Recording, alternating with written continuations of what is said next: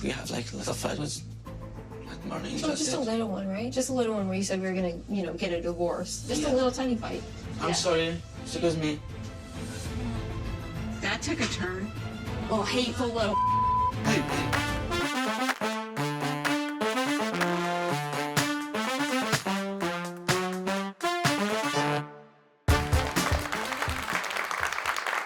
Day Fiancé Happily Ever After, episode 5 on season number 8. So we start off this episode with Emily and Kobe. Kobe is going to go play handball with his friends, which, P.S., I did not know handball could be such a vicious sport. Flex.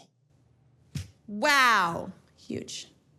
Emily and her parents are going to tag along and be good cheerleaders. They're not going to be bossy, crazy Americans. And just kidding, they are awful. So I guess Kobe had knee surgery like 6 months ago, and I'm sure her parents picked up whatever remaining part of the bill was outstanding on that. So they have a right to be concerned. But Emily's like, oh my God, I have to go over there and check on him right now to make sure he's okay. He's not like on the ground. He's just limping like back to the sidelines. It's not like he was knocked over and he can't move. Emily's like, Kobe, are you okay? Are you okay? I know you're concerned about me, but if I tell you to let it go, just let it go. You got hurt, and I love you. I know you mean well, but it's not helping the current situation right now. Kobe's like, whoa, chill out. Yes, I'm fine. And like Kobe's friends are like, yo, Emily, are you okay? And she's like, yo, I'm okay, but I just gotta go check on my husband to make sure he's okay. He is like, yo, I get it. You mean well. I appreciate it. But sometimes you just need to chill the F out, girl. Then Kobe's annoying friend with the one eyebrow in the air, Valerie, is like, I noticed Emily said you shouldn't be playing handball. Do you see my problem with white lady? It's just that they are bossy. Really bossy. Yes, Really they can bossy. just be. She is very controlling and a crazy American woman. When are you coming back to Cameroon, where you can have a wife that draws your bath and dotes on you 24/7? Getting married to a white woman, Kobe may not get the best. So when Valerie realizes this whole backwards misogynist view is not getting through to Kobe, he goes straight to the source to cause some drama. He goes and tells Emily about the girlfriend that Kobe was dating when he met Emily. So wait, the girlfriend here still thought they were dating. Yeah. So that is for next week. We are going to learn about Kobe the Womanizer as our new storyline for this little wholesome couple. Over in Michigan is the same old, same old. Jasmine is pissed at Gino. Gino's in the doghouse. It's all Gino's fault that Jasmine left her kids in Panama. You okay? Jasmine is leaning into the role. She looks like a homeless puppy at this point. I'm dealing with depression. Sucks. I'm suffering. And I know in the past she has mentioned on social media when she gets stressed, she loses her hair. And one of her things is her big insecurity about her hair. That's why she wears wigs and extensions. But it does feel like even though you can tell she's clearly heartbroken, she is depressed, it feels like she's given up her wigs and extensions to get sympathy on TV. It doesn't feel genuine, but she's still not taking accountability. So after she wails and cries and screams, her and Gino reach peace. They decide that Gino will fill out all the forms to bring her children here, but before they send it, they will have a lawyer review it. That was super anticlimactic. It took us 3 episodes to get to this straightforward, simple solution. I'm here, don't worry. My makeup. They go out to celebrate this new peace treaty at an Italian restaurant. And since Jasmine is already looking like a dingy puppy, she thinks it's a great time for them to recreate Lady and the Tramp. Jasmine's super excited and she sticks her dirty fingers in the pasta, shuffling around for the longest piece of spaghetti she can find. And then they go to town on the piece of spaghetti in the middle of the restaurant.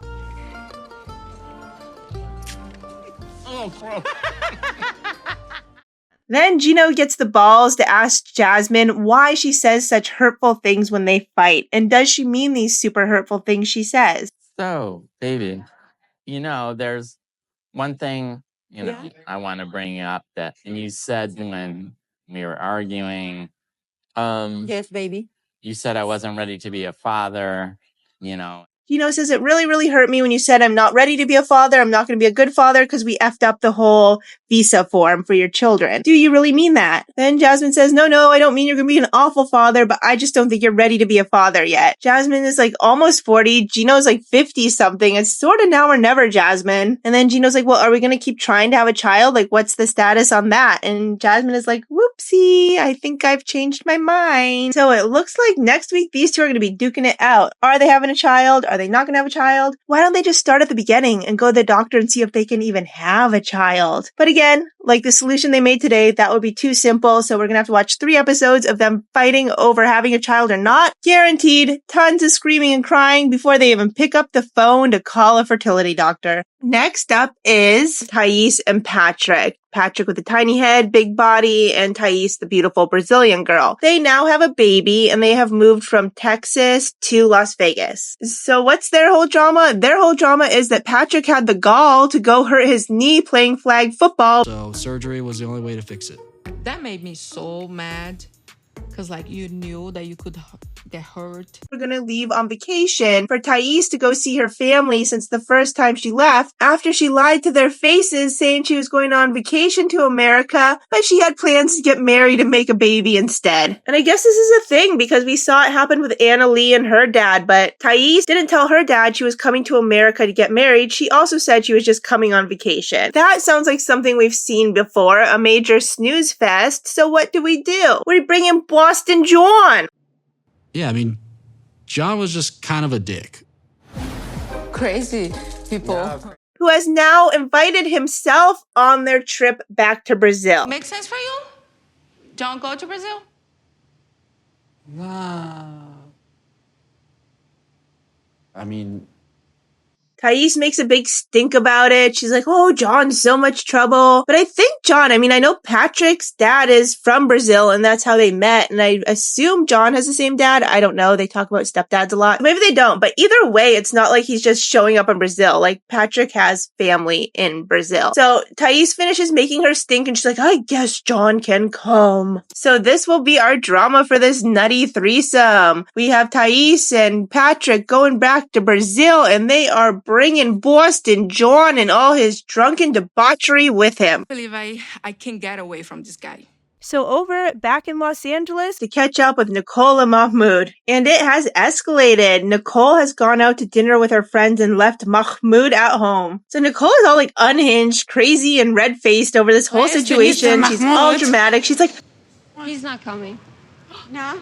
Well, Mahmoud's not coming because he wants to get a divorce. What? and then, yeah, she doesn't even give the full reasoning of why they're fighting and what's going on and the way she's been terrorizing this man since he showed up in America 3 days ago. She has simplified it down to get her friends on her side that Mahmoud is a controlling man and that he doesn't like what she's wearing and he wants a divorce. So what do you do when you've got a Muslim husband who's been acting all crazy for the first 3 days in America and you've been fighting? You bring your friends over that you just got drunk at dinner with into your tiny little apartment where he is holed up. And then Nicole escalates it. One, right? Just a little one where you said we were gonna, get a divorce. Just a little tiny fight.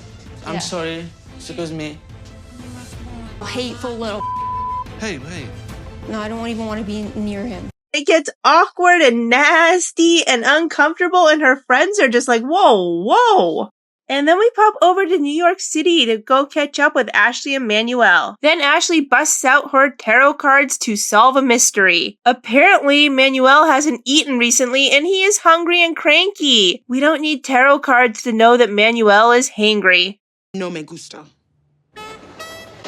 Then they go meet up with his best friend and they are just chatting away and Ashley is grilling him. She's like, oh my god, you guys are on the phone all the time together. What do you talk about? And Jonathan, the best friend, is like, what? We aren't on the phone all the time. So Ashley's like, what? Is he talking to his baby mama? Does he talk to his baby mama? Do you know if he talks to his baby mama? And then they talk about the Ecuadorian Independence Day in August and Manuel wants Ashley to leave him there alone so he can celebrate with his friends because he doesn't want Ashley there because she is not a true Ecuadorian. I don't know why Ashley even puts up with this. Manuel can't even hide his disdain for her half the time. He's saying all sorts of things. Like he says, I love it here. You can go home. I'll stay here. Bye. Hopefully they find a good, nasty, dirty bathroom to bang it out in before they go visit Manuel's family, because this attitude is not becoming. And then we're back over in Austin, Texas to catch up with Rob, Sophie, and Callum. Rob has flown off the rails because he found out Sophie dated Callum when she was 14. Rob is huffing and puffing and doing his gaslighting, and he says that his last girlfriend left him for her male best friend. How could Sophie do this? You just brought your ex over here from another country and then lied to me about it. Callum and the big booty hoes are like watching this whole thing, loving it. So then the next day, Sophie meets up with Callum and tells him she can't be friends with him anymore. That seems totally toxic and totally extreme. But guess what? Rob loves it. So she meets up with Rob later that night and she tells him that she dumped her best friend for Rob. And he's like, oh, I love you. Thank you. That's all I needed to hear. Are you moving home? So what do these two bats do? They go to some bridge to watch 1 million bats fly from underneath a bridge at dawn. And one of the many million things that bug me about Rob is like him trying to be a badass because he has pet tarantulas and he likes bats. I have tarantulas at the house, so the things that go crawl in the night that other people are afraid of don't really scare me. Sophie scares me. Okay, Rob, we get it. You're not like other guys, but if you're trying to get your wife to move home with you, dump the spiders. The tarantulas miss you. I do not miss the tarantulas. Your mom, so you better miss the tarantulas. I'm giving them up for adoption. I think you'll learn to love. I really won't.